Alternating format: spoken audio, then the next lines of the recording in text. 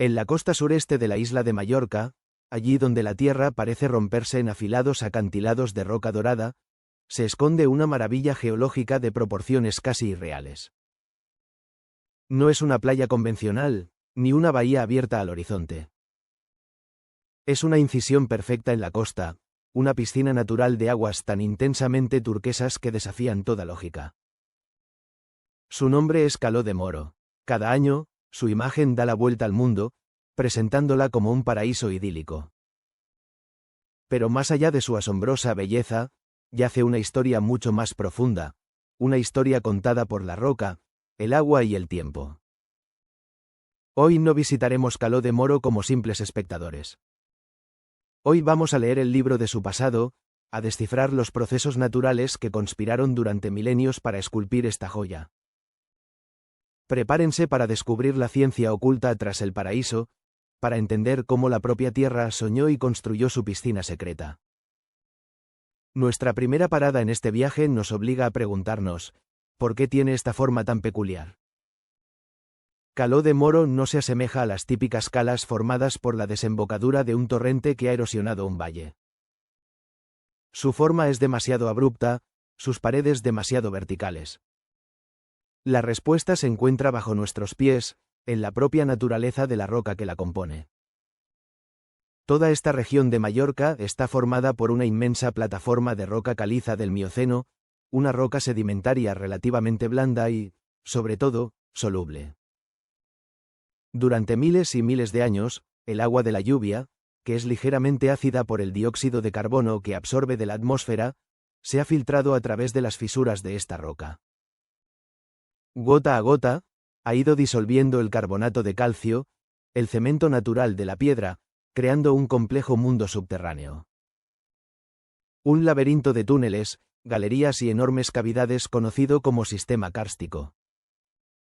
Lo que hoy vemos como Caló de Moro no es un valle tallado desde arriba, sino el resultado de un colosal evento geológico desde abajo, el hundimiento del techo de una gigantesca cueva subterránea que, además, estaba conectada con el mar.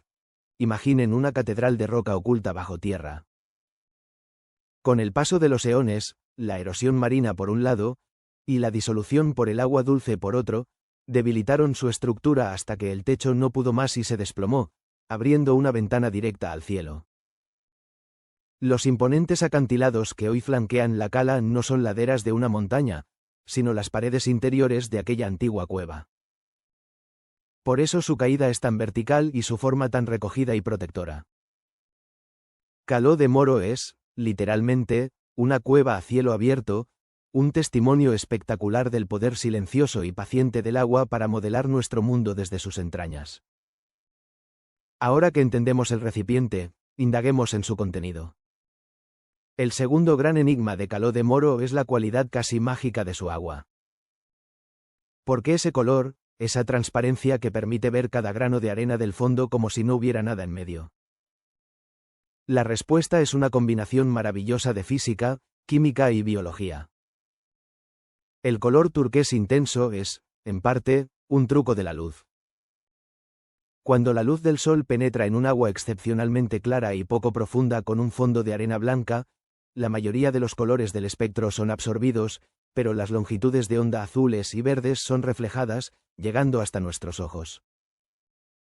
Pero, ¿por qué es tan extraordinariamente clara? Aquí entran en juego dos factores clave.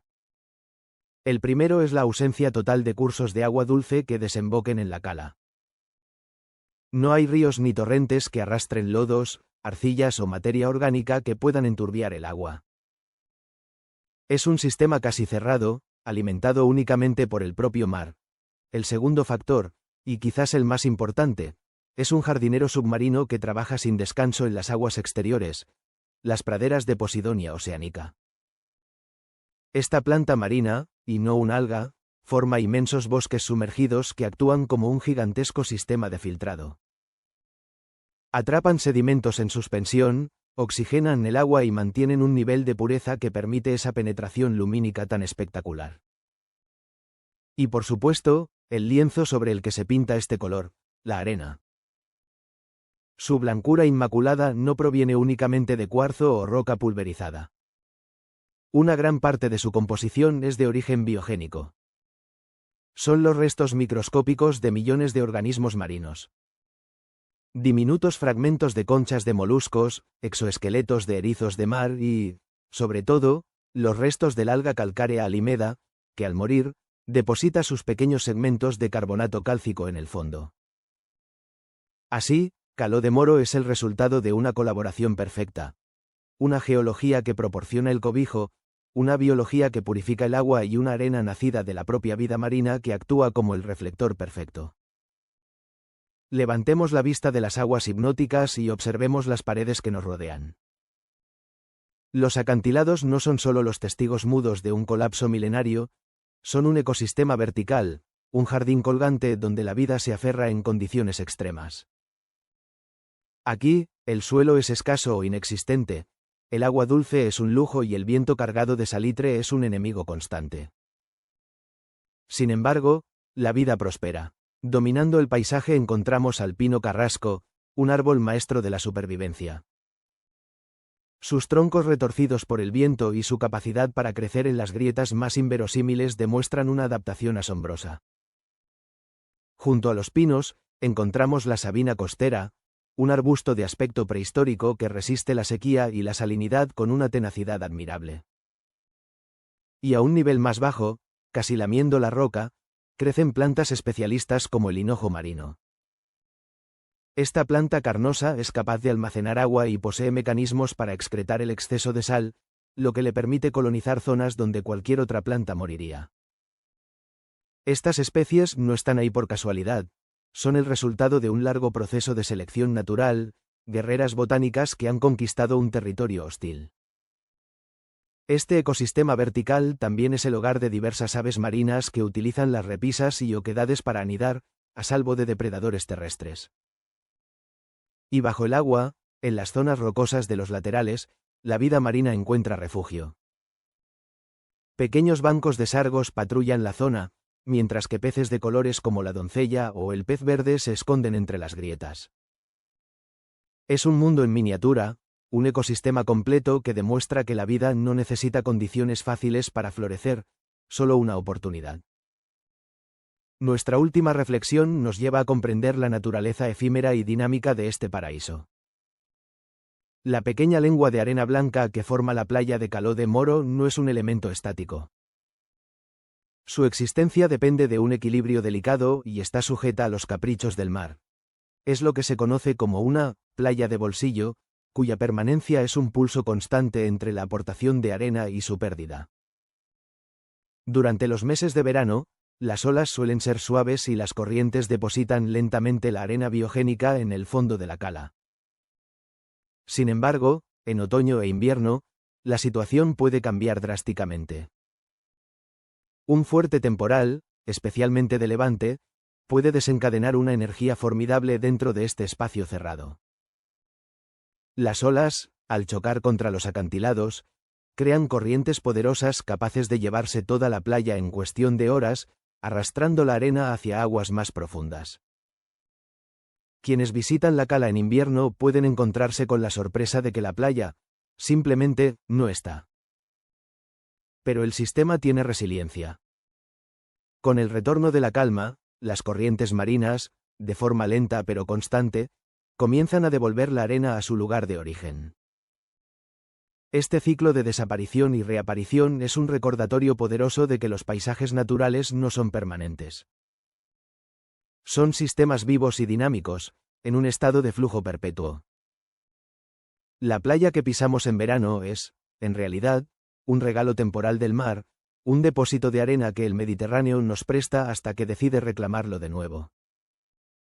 Así, Caló de Moro se revela ante nosotros no como una simple imagen de postal, sino como un complejo laboratorio natural.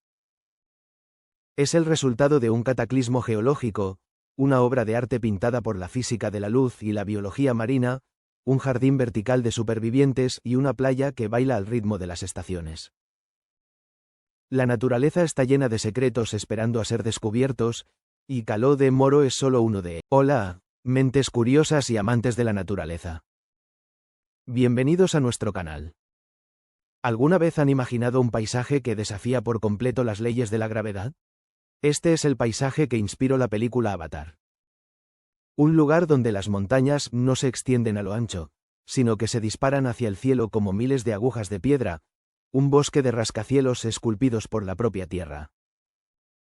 Hoy no viajaremos a un mundo de fantasía, sino a un lugar muy real en nuestro mundo, un rincón en la provincia de Hunan, en China, tan espectacular y etéreo que parece sacado de un sueño. Nos adentramos en el corazón del Parque Nacional Forestal de Sangyaye. Este no es un bosque común, es un reino de pilares de arenisca de cuarzo que se elevan majestuosamente, cubiertos por un denso manto de vegetación y a menudo envueltos en una niebla mística. Durante los próximos minutos, desvelaremos los secretos geológicos que esculpieron este paisaje inverosímil, descubriremos la increíble biodiversidad que alberga en sus alturas y exploraremos las maravillas naturales que hacen de Sangyaye un tesoro de nuestro mundo. Así que, preparen su espíritu aventurero, porque estamos a punto de despegar hacia un mundo que parece flotar en el cielo. A primera vista, el paisaje de Sangyaye parece desafiar toda lógica. Más de 3.000 pilares y picos de arenisca se elevan desde el suelo del bosque, algunos alcanzando alturas de más de 200 metros. ¿Cómo es posible que la naturaleza haya creado una escultura de tal magnitud? La respuesta es una maravillosa historia escrita en piedra, un proceso que se ha desarrollado a lo largo de millones de años. Todo comenzó hace unos 380 millones de años, durante el período devónico, cuando esta región era un vasto océano. Ríos antiguos arrastraban enormes cantidades de arena rica en cuarzo que se depositaron en el lecho marino. Con el paso de eones, la inmensa presión compactó estos sedimentos capa por capa, formando una gruesa y sólida roca de arenisca de cuarzo. Más tarde, un colosal levantamiento tectónico empujó esta antigua plataforma rocosa hacia arriba, exponiéndola por primera vez a los elementos atmosféricos. Y aquí es donde la magia de la erosión comenzó su lenta pero implacable obra. El principal escultor de Sangyaye ha sido el agua. Las abundantes lluvias del clima subtropical húmedo de la región se infiltraron a través de las grietas y fisuras verticales de la arenisca. Durante los inviernos, esta agua atrapada en las fisuras se congelaba. Cuando el agua se congela, se expande con una fuerza tremenda, actuando como una cuña que ensanchaba las grietas milímetro a milímetro, a lo largo de incontables ciclos de congelación y descongelación. Este proceso, conocido como gelifracción, fue el responsable principal de fracturar la roca a lo largo de sus líneas de debilidad. Por supuesto, el agua no trabajó sola. El viento también jugó su papel puliendo las superficies, mientras que la gravedad se encargaba de hacer caer los fragmentos debilitados. Adicionalmente, las raíces de las plantas y los árboles que colonizaron las cimas de estos pilares se aferraron con fuerza a la roca, ayudando a mantener unida la estructura superior de cada columna mientras las fuerzas de la naturaleza continuaban su trabajo de desgaste en los flancos. El resultado de esta colaboración entre la geología y el clima es lo que vemos hoy. Un bosque de piedra donde cada pilar es un superviviente, un testigo de la roca que resistió la erosión mientras el material más blando a su alrededor fue arrastrado. No son montañas que flotan, sino el esqueleto de una meseta pacientemente tallada por la naturaleza. Si la geología de Sangyaye es el escenario, la vida que florece en este paisaje vertical es la protagonista. El parque es un santuario de biodiversidad, un mundo donde la flora y la fauna se han adaptado de maneras extraordinarias. La increíble topografía de picos escarpados y valles profundos ha creado una infinidad de microclimas, permitiendo que una variedad asombrosa de especies prospere en este jardín colgante. Los bosques que cubren los pilares son densos y antiguos. Entre las plantas más notables se encuentra el árbol de la paloma, Davidia involucrata, a menudo considerado un fósil viviente, ya que sobrevivió al período glacial del Cuaternario. Durante su floración, sus grandes brácteas blancas cuelgan de las ramas, asemejándose a una bandada de palomas posadas, un espectáculo natural de una belleza prehistórica. También encontramos especies raras como el tejo chino y una gran variedad de pinos y abetos que se aferran a la vida en las cornisas más inverosímiles. Esta exuberancia vegetal proporciona el hábitat perfecto para una fauna igualmente diversa. En los bosques de Sangialle habitan alrededor de 500 especies de animales vertebrados, incluyendo varias en estado de vulnerabilidad. Uno de los residentes más carismáticos es el macaco de cola corta. Estos primates ágiles y sociales a menudo se pueden ver saltando con destreza entre los árboles y las formaciones rocosas, perfectamente adaptados a una vida en 3 dimensiones. Pero hay criaturas aún más especiales. El parque es uno de los últimos hábitats de la salamandra gigante china, el anfibio más grande del mundo. Este animal, que puede llegar a medir casi 2 metros de largo, es una auténtica reliquia viviente que ha cambiado muy poco en millones de años y su presencia en los arroyos del parque es un indicador biológico de la excelente calidad del agua. En los cielos y en las profundidades del bosque, la vida continúa sorprendiendo con aves coloridas como el faisán dorado y mamíferos esquivos como la pantera nebulosa. La biodiversidad de Sangialle es un ecosistema vertical complejo, donde cada pilar de piedra es una torre de vida. Si hay un fenómeno que eleva el ya extraordinario paisaje de Sangialle a una dimensión verdaderamente mágica, es el mar de nubes. No es un evento raro, sino una característica atmosférica frecuente, especialmente después de las lluvias o durante los cambios estacionales. Sin embargo, su frecuencia no le resta espectacularidad, cada vez que ocurre, es un espectáculo maravilloso. Este fenómeno se produce gracias a las condiciones únicas de humedad, temperatura y topografía del parque. El aire cálido y cargado de humedad que se eleva desde los valles se encuentra con las capas de aire más frías a mayor altitud.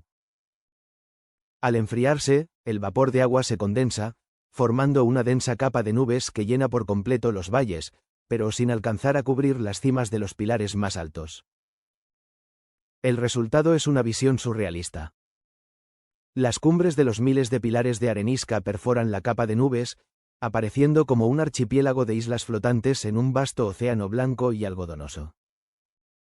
El mundo de abajo desaparece, y todo lo que queda a la vista es un conjunto de picos verdes y rocosos suspendidos en el cielo.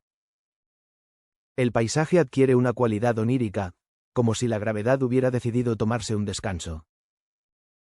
Observar el mar de nubes desde uno de los miradores más altos es una experiencia casi meditativa.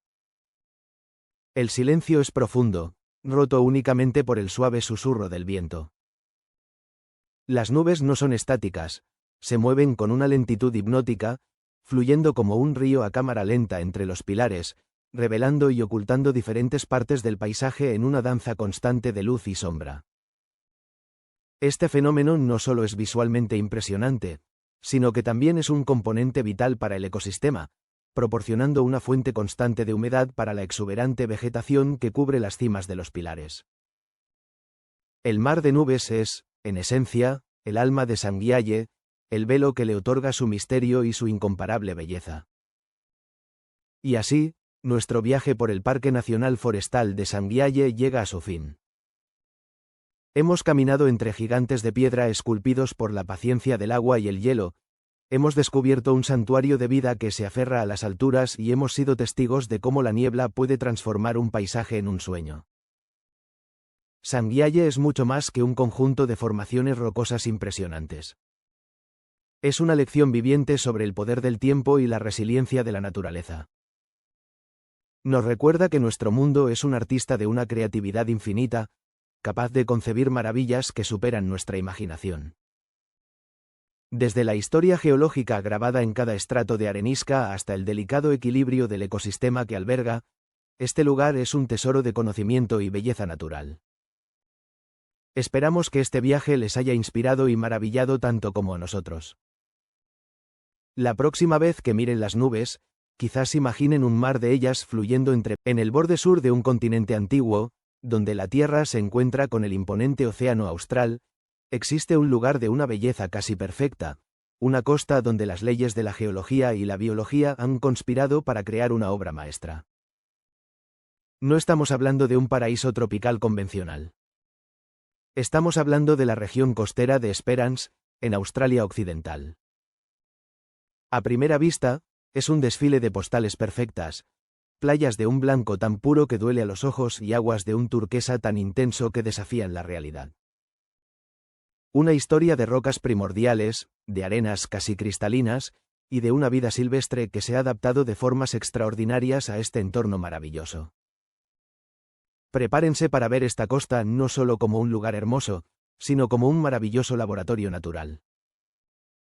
Nuestra primera curiosidad yace, literalmente, bajo nuestros pies. Es la base de todo el paisaje, la arena. En playas como Lucky Bay, dentro del Parque Nacional Cape Le Grand, la arena no es simplemente clara, es de una blancura deslumbrante y de una finura que produce un característico chirrido al caminar sobre ella. ¿Pero a qué se debe este fenómeno? La respuesta no está en los corales ni en las conchas, como en muchas playas tropicales. El secreto de la arena de Esperance es su composición casi pura de cuarzo.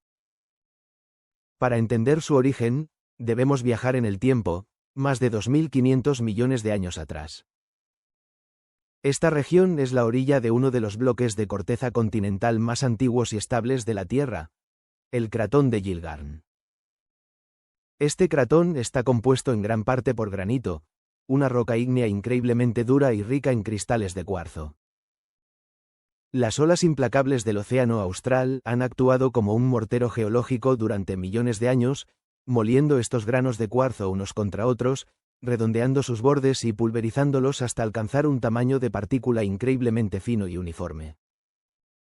Debido a que es cuarzo casi puro, sin las impurezas de hierro u otros minerales que tiñen de amarillo, marrón o rosado la mayoría de las arenas del mundo, el resultado es este polvo de un blanco casi perfecto.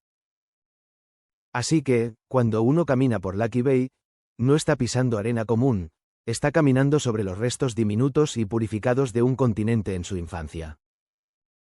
Y es en este escenario de arena de cuarzo y aguas cristalinas donde encontramos a nuestros siguientes protagonistas que han convertido a esta costa en un ícono mundial.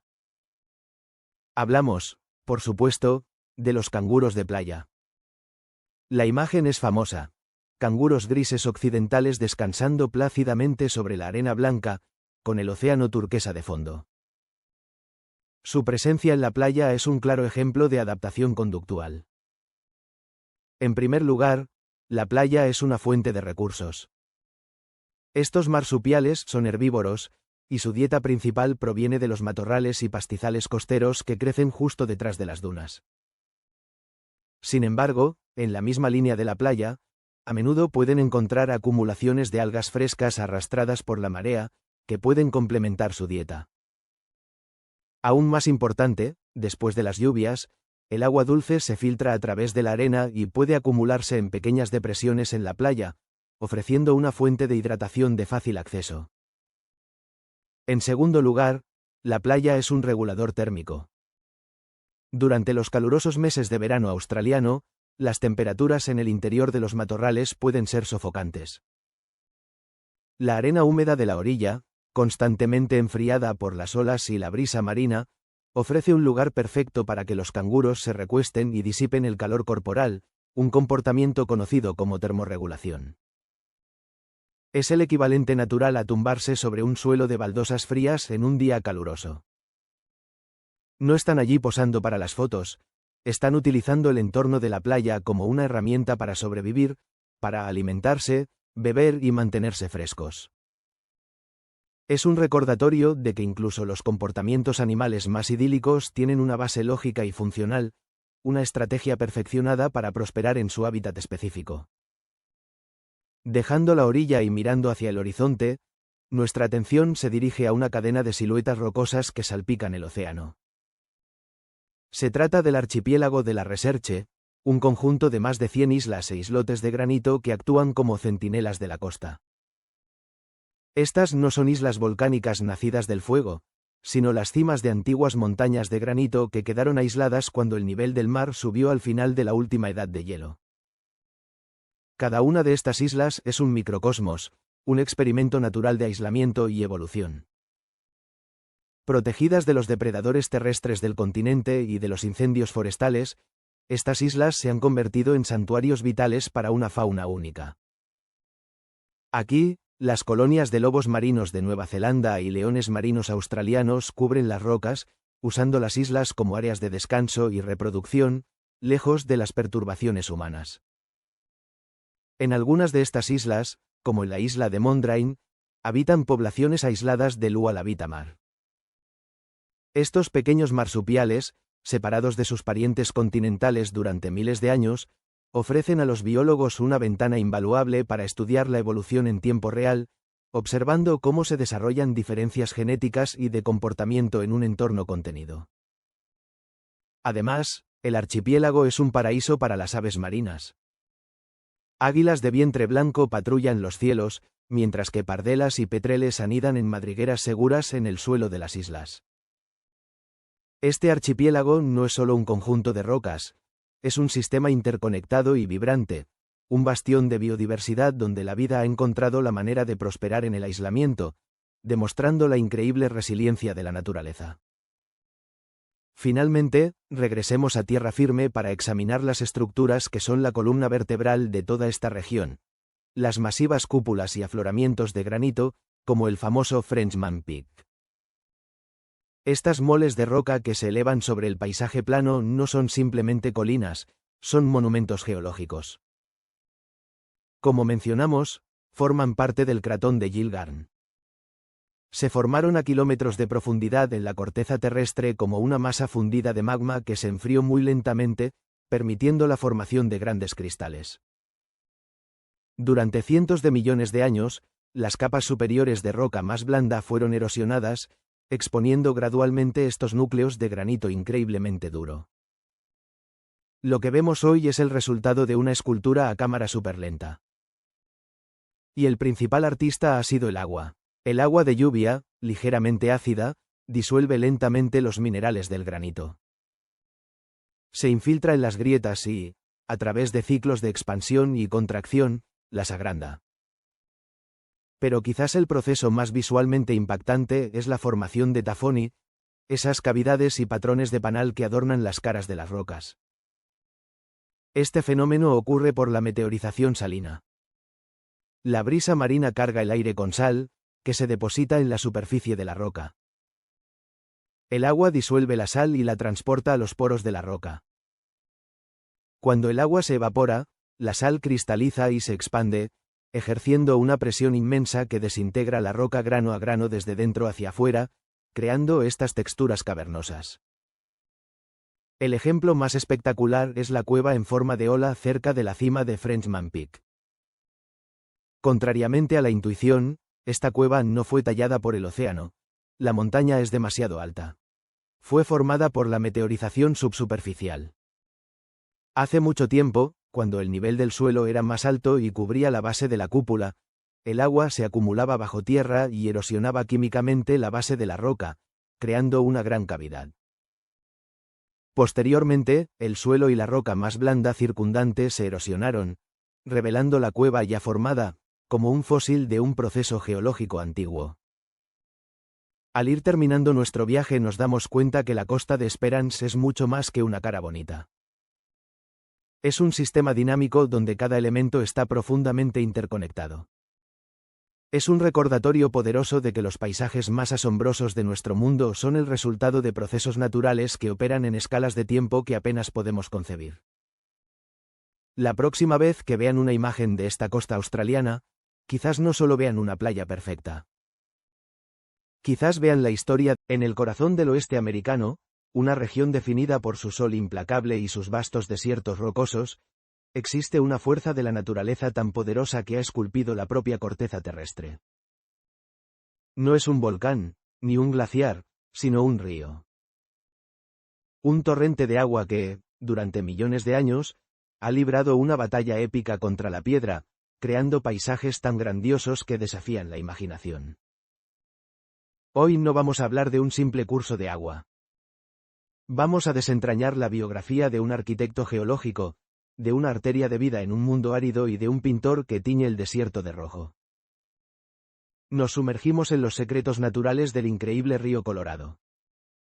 Acompáñenos en este viaje para descubrir cómo este río adquirió el poder para cortar las rocas más antiguas del continente, por qué su nombre significa el de color rojo, y cómo la vida ha logrado prosperar de maneras asombrosas en sus aguas turbulentas. Nuestra primera parada nos lleva a la mayor de sus obras maestras, una cicatriz en la tierra tan inmensa que es visible desde el espacio, el Gran Cañón. Al contemplar sus profundidades, la pregunta es inevitable. ¿Cómo pudo un simple río tallar un abismo de casi 2 kilómetros de profundidad y más de 400 de largo? La respuesta es una de las sagas geológicas más maravillosas que existen. No se trata solo de la fuerza del agua, sino de una danza perfecta entre dos fuerzas opuestas que operan en escalas de tiempo incomprensibles. Por un lado, tenemos el levantamiento de la meseta del Colorado. Durante millones de años, fuerzas tectónicas profundas comenzaron a empujar esta vasta región hacia el cielo, elevándola lentamente, a un ritmo imperceptible. Por otro lado, teníamos al río, que ya fluía por la región. A medida que la tierra ascendía, el río se enfrentó a un dilema: desviarse o cortar.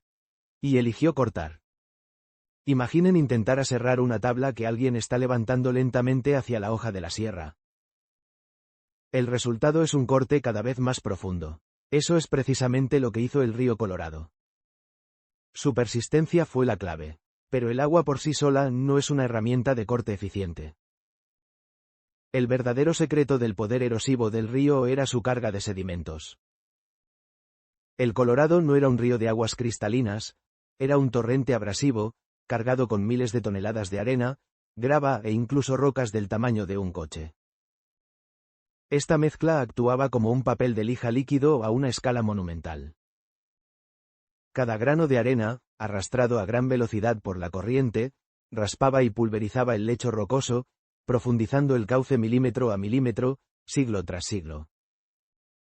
El resultado es un libro de historia geológica abierto. Las paredes del cañón exponen capas de roca que se remontan a casi 2.000 millones de años, mientras que el río que las cortó tiene solo unos 5 o 6 millones de años. El Colorado no creó las rocas, pero fue el maestro que abrió las páginas para que pudiéramos leer la profunda historia de nuestro mundo. Esto nos lleva directamente a nuestra segunda curiosidad, una que está oculta en el propio nombre del río. Los primeros exploradores lo llamaron Colorado, que significa de color rojo o colorido. Este nombre no fue una elección poética, fue una descripción literal de su apariencia durante la mayor parte de su historia. ¿De dónde venía ese intenso color rojo? La respuesta se encuentra en la vasta cuenca que drena el río, un área de más de 640.000 kilómetros cuadrados. A lo largo de su recorrido, el río y sus afluentes atraviesan formaciones rocosas sedimentarias, como areniscas y limolitas, que son excepcionalmente ricas en óxidos de hierro. En términos simples, el río fluía a través de kilómetros y kilómetros de roca oxidada. La fuerza del agua desprendía y pulverizaba estas rocas, liberando al torrente una cantidad colosal de partículas rojizas. El río no solo transportaba arena y grava, sino también un fino polvo que teñía toda la columna de agua, dándole una apariencia opaca y fangosa, de un tono rojo ladrillo. La magnitud de este transporte de sedimentos era asombrosa. Antes de la construcción de las grandes presas, se estima que el río Colorado transportaba un promedio de 500.000 toneladas de sedimento cada día. Cada día. Eso es el equivalente a un tren de carga de más de 80 kilómetros de largo, lleno de arena y limo, pasando por un punto fijo cada 24 horas. Este sedimento no era un mero pasajero, era la herramienta de trabajo del río, el abrasivo que tallaba los cañones. Y, como veremos, también era el material de construcción fundamental para la etapa final de su viaje. El color rojo del Colorado era la prueba visible de su incesante trabajo, un río que literalmente se llevaba las montañas, partícula por partícula, hacia el mar. En medio de un paisaje definido por la roca y la aridez, el río crea una paradoja asombrosa, una estrecha y vibrante arteria de vida. Este corredor verde que sigue fielmente el curso del río es lo que se conoce como un ecosistema ribereño, y su existencia depende por completo del agua. Pero es bajo la superficie donde encontramos las adaptaciones más extraordinarias. Las aguas del Colorado eran, históricamente, un entorno de extremos. Imaginen un río que podía pasar de un flujo relativamente bajo a una inundación violenta en cuestión de horas. Un río con temperaturas que variaban drásticamente y cuyas aguas eran tan turbias por el sedimento que la visibilidad era casi nula. Sobrevivir aquí requería una especialización increíble, y eso dio lugar a un conjunto de peces únicos que no se encuentran en ningún otro lugar del mundo. Uno de los ejemplos más maravillosos es la carpa jorobada o Gila sifa. Este pez, de apariencia prehistórica, desarrolló una extraña y pronunciada joroba en su espalda. Esta protuberancia no es un defecto, sino una brillante adaptación hidrodinámica.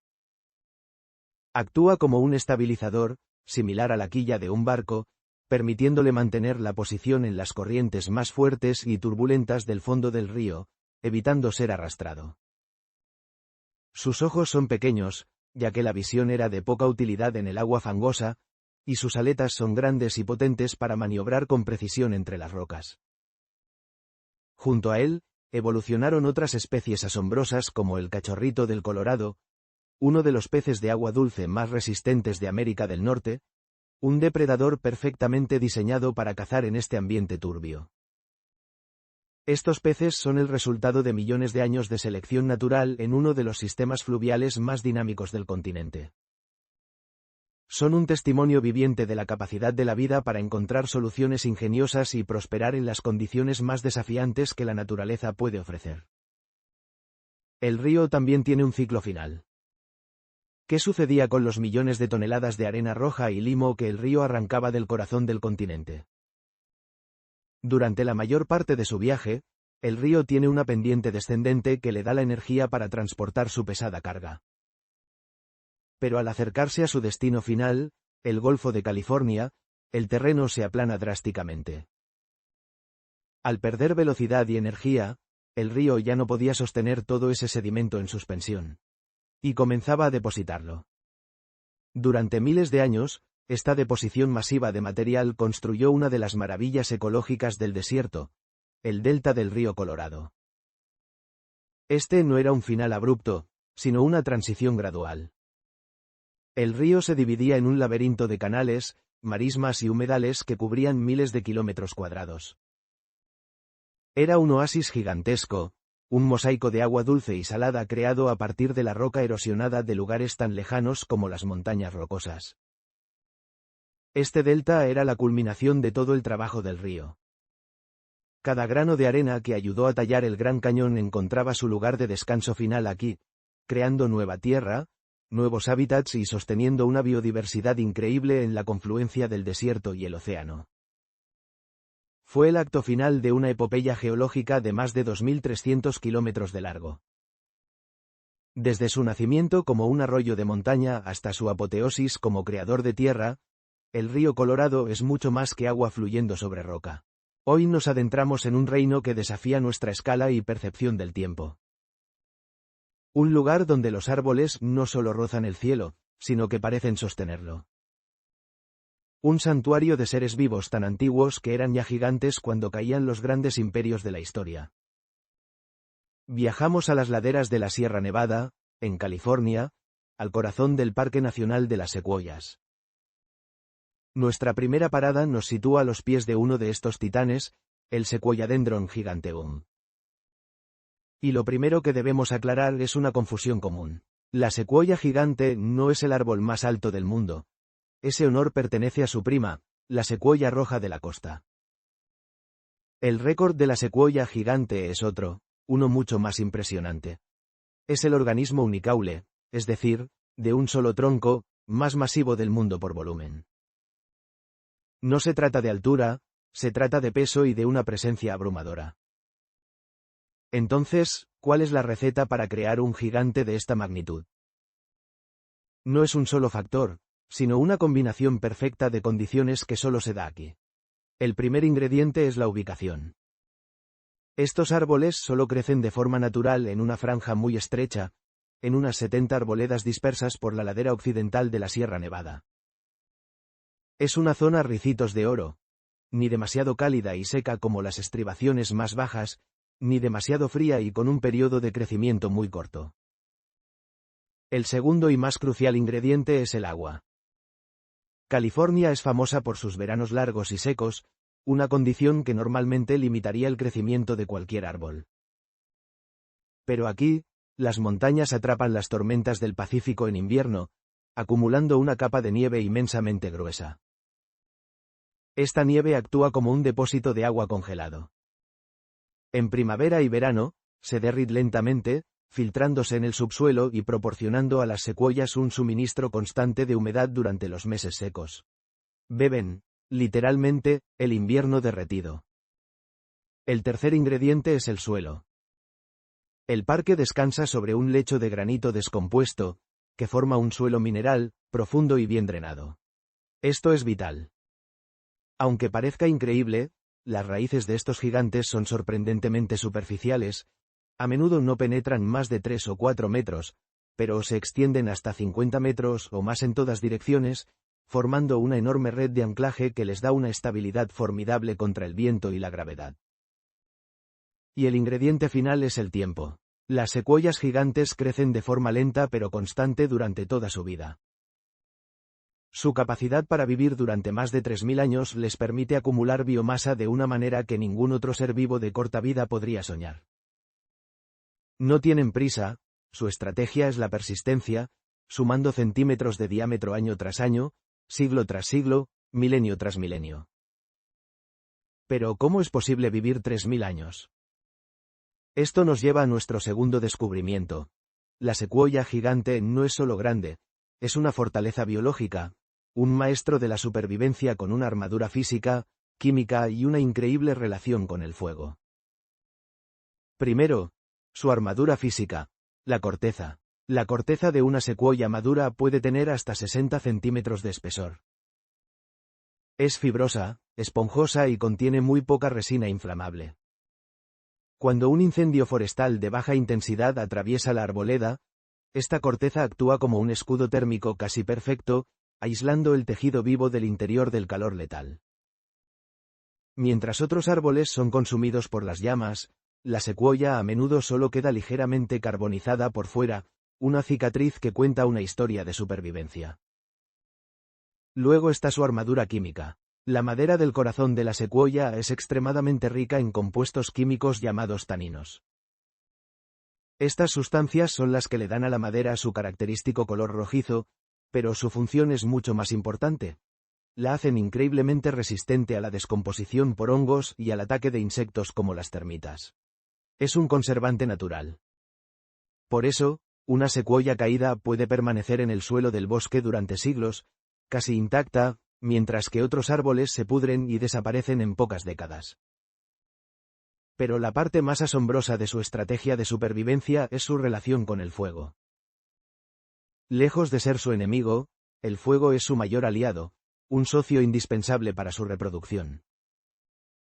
Las piñas de la secuoya son serótinas, lo que significa que pueden permanecer cerradas en el árbol, verdes y con semillas viables en su interior, durante más de 20 años. ¿Qué las abre? El aire caliente y seco generado por un incendio forestal. El fuego hace que las escamas de la piña se sequen y se abran, liberando una lluvia de miles de pequeñas semillas. Y el fuego hace más.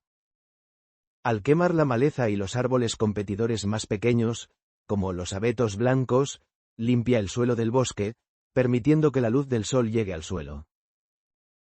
Además, la capa de ceniza que deja el fuego crea un lecho de siembra perfecto, rico en nutrientes, para que las diminutas plántulas de secuoya puedan germinar y crecer. Sin el ciclo natural de incendios, las arboledas se ahogarían con la competencia y la regeneración de las secuoyas se detendría. Es una de las paradojas más bellas de la naturaleza. Para que nazca una nueva vida, el bosque debe pasar por el fuego. El Parque Nacional de las Secuoyas es mucho más que sus árboles gigantes. Es un mundo de una diversidad vertical asombrosa. El parque protege una de las franjas de elevación más grandes de los Estados Unidos contiguos, desde colinas de unos 400 metros hasta la cima del Monte Whitney, a más de 4.400 metros. Este gradiente vertical crea una serie de ecosistemas apilados, una escalera biológica que podemos ascender.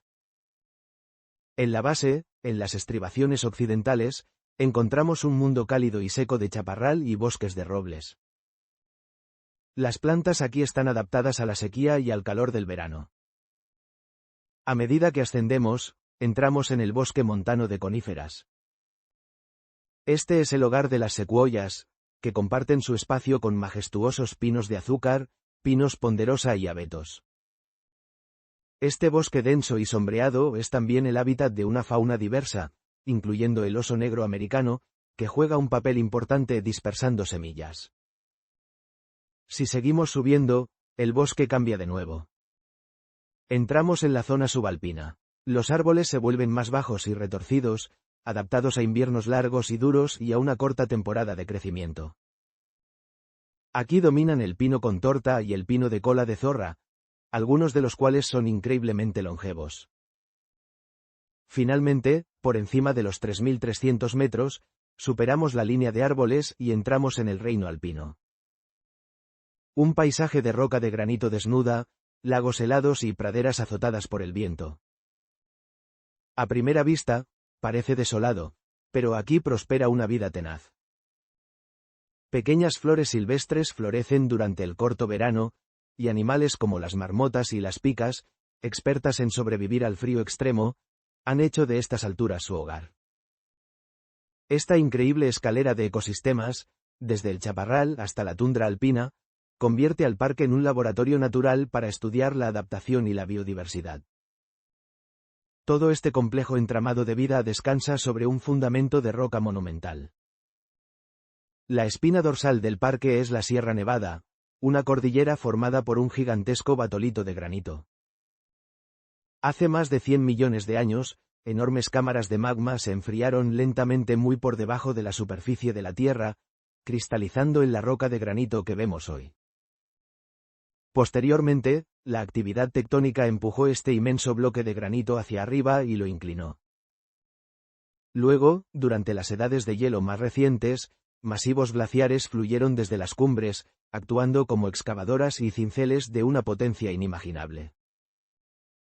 Esta historia geológica, forjada en el fuego del interior de la Tierra y esculpida por el hielo, creó el escenario físico, la topografía y el suelo sobre los que ha florecido toda esta maravillosa diversidad biológica. Al final de nuestro viaje, nos damos cuenta de que el Parque Nacional de las Secuoyas es un sistema interconectado. Es una historia sobre la masa, la longevidad, la adaptación al fuego, la diversidad vertical y los cimientos de granito. Los árboles gigantes no son una maravilla aislada, son la máxima expresión de un ecosistema complejo y resistente que ha funcionado en perfecta armonía. El paisaje que vamos a explorar parece arrancado de otro mundo. Un lugar donde la tierra se eleva para encontrarse con un cielo infinito, no en suaves colinas o picos escarpados, sino en forma de colosales torres de piedra, monumentos solitarios que se alzan sobre un vasto mar de arena roja. Nos encontramos en la frontera entre Arizona y Utah, en el corazón de una de las formaciones geológicas más icónicas y sobrecogedoras de nuestro mundo, el Valle de los Monumentos. Estas siluetas inconfundibles han capturado nuestra imaginación durante generaciones, pero su verdadera historia es mucho más maravilloso que cualquier ficción. Son el resultado de una danza épica entre fuerzas geológicas monumentales y la paciencia infinita del tiempo.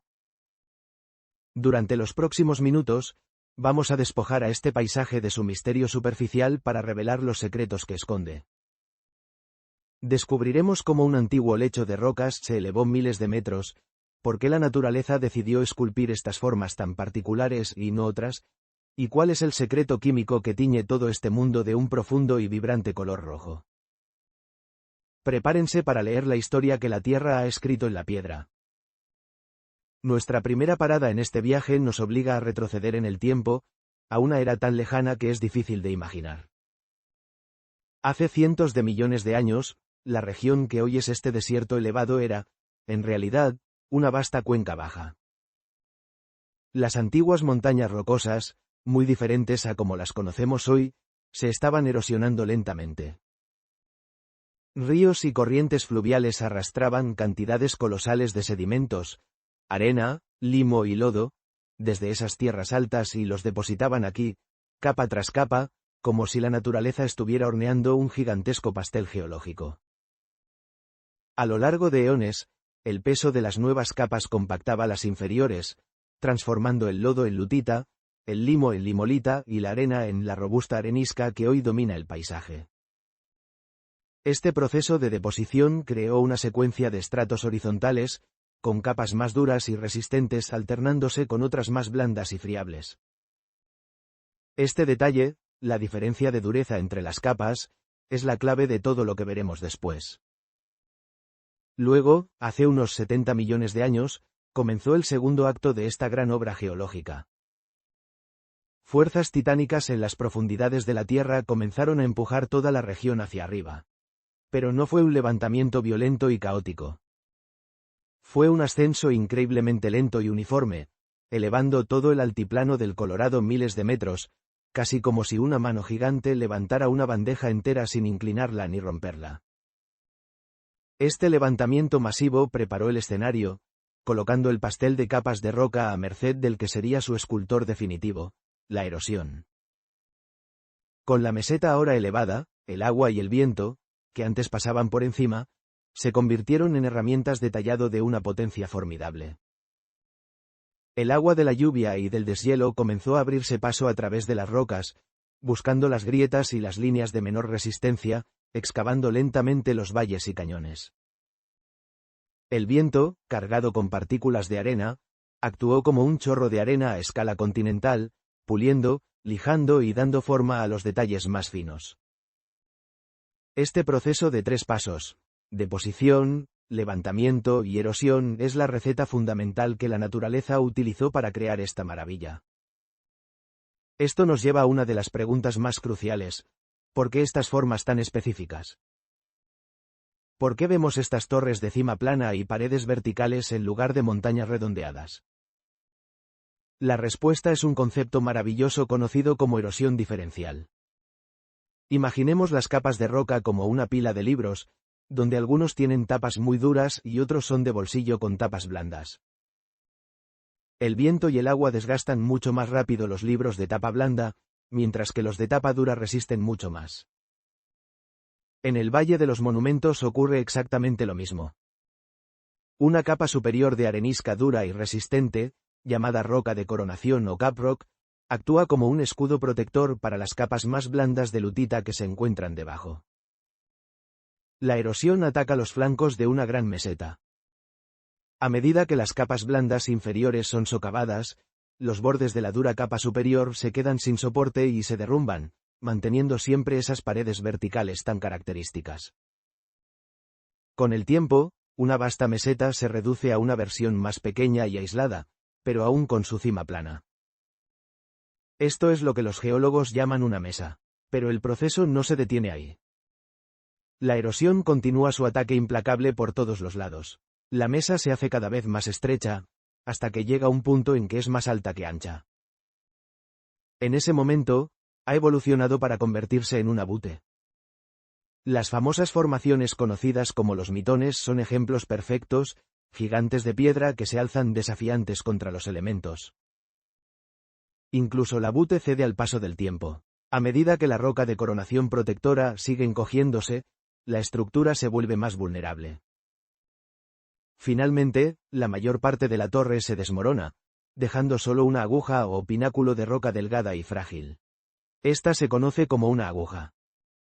Estas son las últimas supervivientes, las fases finales de un monumento antes de que, inevitablemente, se convierta en un montón de escombros y polvo. Todo el valle es un museo al aire libre que nos muestra cada etapa de este ciclo de creación y destrucción. Ahora, hablemos del alma del paisaje, su característica más definitoria, su color. ¿Por qué este rojo tan intenso y omnipresente? La respuesta es química en su forma más pura y elegante. La arenisca que forma la mayor parte de estas estructuras está compuesta principalmente por granos de cuarzo, pero entre ellos se encuentran trazas de otros minerales, especialmente óxidos de hierro. El color rojo proviene específicamente de un mineral llamado hematita. Es, en esencia, óxido.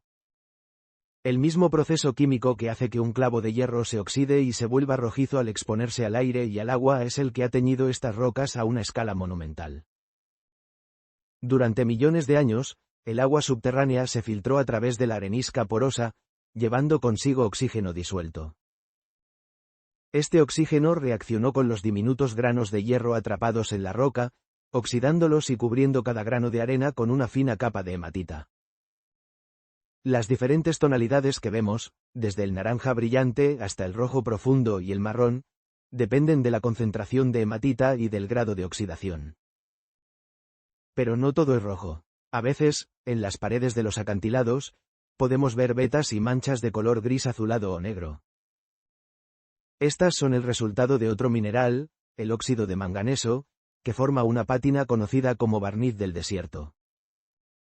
Esta capa oscura se forma muy lentamente en la superficie de la roca por la acción de microorganismos y la deposición de minerales, añadiendo aún más contraste y textura a la paleta de colores del valle. Finalmente, no podemos entender completamente la existencia de estos monumentos sin considerar el clima. La aridez de la región es un factor crucial en la preservación de estas formas. La falta de lluvias intensas y constantes y la escasa vegetación hacen que no haya una capa gruesa de suelo que cubra las rocas. El esqueleto geológico del mundo está completamente expuesto, vulnerable a las fuerzas del viento. Además, el clima desértico presenta fluctuaciones extremas de temperatura. Durante el día, el sol puede calentar la superficie de la roca a temperaturas muy altas, haciendo que se expanda. Por la noche, el aire frío del desierto hace que la roca se enfríe rápidamente y se contraiga.